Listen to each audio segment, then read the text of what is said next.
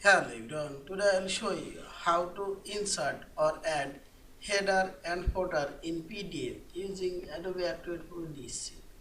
Open your PDF file and go Tools option. Now select Edit PDF option. Now click Header and Footer option. Now select Add Header Footer. This is header footer top left corner, this is top right corner, this is bottom right corner, this is bottom center, this is top center, and this is bottom left corner. I'll add it on the right bottom left corner and type your header here, this footer. Now you can increase this footer size a little.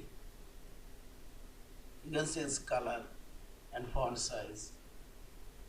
Now select page range. You can select a specific page. I'll go for 2 for 10, past page new in blank. Now select OK and simply select OK and close. And see this. First page footer not showing. I am showing header footer from last page. Sorry, second page. And see this. Yeah, this is. Thank you for watching. Please subscribe, like, share, and comments.